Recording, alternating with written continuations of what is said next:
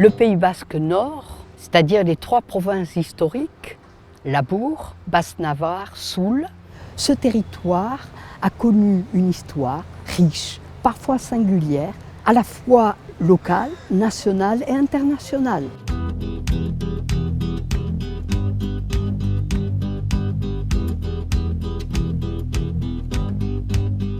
Les Romains arrivent sur ce territoire par la vallée de l'Èbre au IIIe siècle avant notre ère. Les fouilles archéologiques, les sources écrites des auteurs gréco-latins, dont notamment César lui-même, nous permettent d'avoir des connaissances et de mieux appréhender cette période. Je ne vais en citer qu'un seul. Strabon dit ceci: les écrivains considèrent les Aquitains comme un peuple à part, non seulement à cause de leur langue, mais aussi de leur apparence physique. Ils ressemblent davantage aux Ibères qu'aux Gaulois. Et Strabon rajoute, il signale l'existence de ce peuple Wasconum, traduit en latin par Vascones.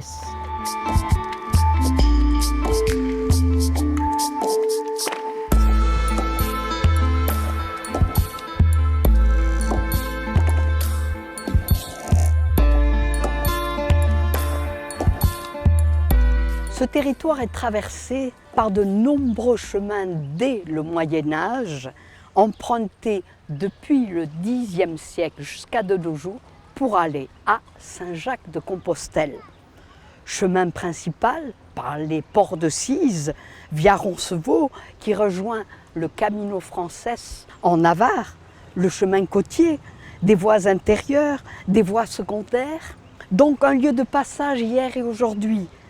En 1998, l'UNESCO décide d'un bien culturel intitulé « Chemin de Saint-Jacques-de-Compostelle en France ». Des pèlerins viennent de toute l'Europe, même des locaux participent à ces grandes traversées, comme en témoigne ce routier sous le thym du XVIIIe siècle, conservé dans les collections du Musée basque d'histoire de Bayonne. Adios, enaita eta ama. Adio ene adiskide maitiak, kitatsen sutiet, orai oro, banua san diakesherat.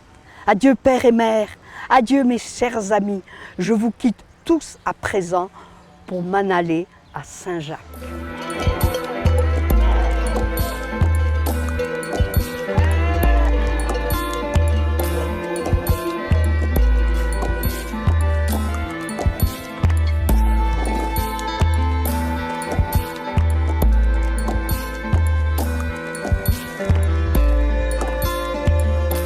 Un territoire où la formule inventée au XIXe, Esqualdun Fededun, bascophone et croyant, trouve une traduction artistique singulière dans les églises du Pays basque, surtout celles d'Ancien Régime.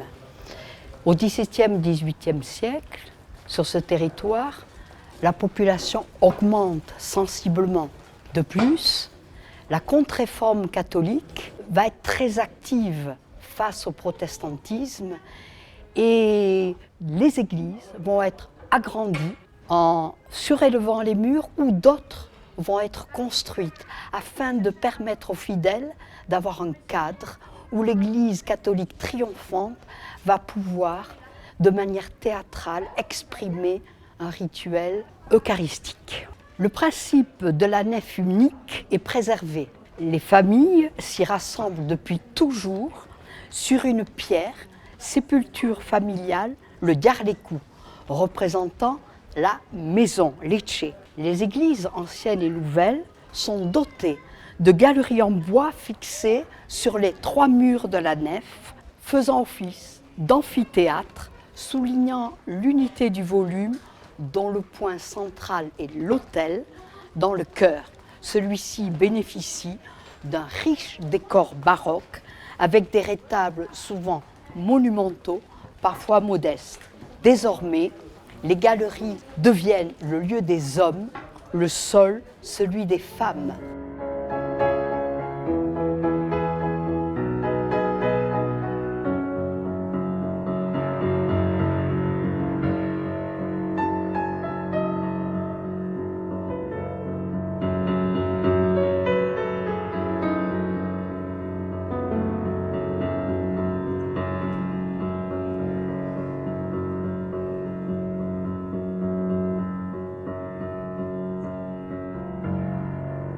Ce territoire a été une terre royale. En novembre 1659, c'est le traité des Pyrénées sur l'île des Faisans, sur la Bidassois, et en juin 1660, le mariage de Louis XIV et de l'infante Marie-Thérèse en l'église de Saint-Jean-de-Luz. Ce territoire est aussi et a été une terre impériale. Dès 1854, Biarritz est choisie comme résidence d'été par le couple impérial Napoléon III et Eugénie de Montero. Cela assure la renommée des lieux. Napoléon III décide d'y bâtir une villa près de la côte du Moulin, actuelle Grande Plage. À partir de 1855, le couple impérial passera leur été.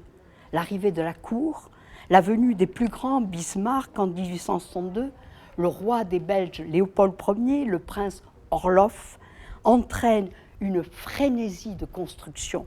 Hôtels, villas, casinos en 1857, établissement des bains et entraîne aussi la transformation rapide du paysage biarrot. L'effondrement du régime impérial en 1870 ne sonne pas le glas de ce tourisme actif. Anglais, Espagnols, Russes assurent la relève, tandis que le nombre des visiteurs global ne cesse d'augmenter. L'édification des lieux de culte fort divers illustre le succès international de Biarritz.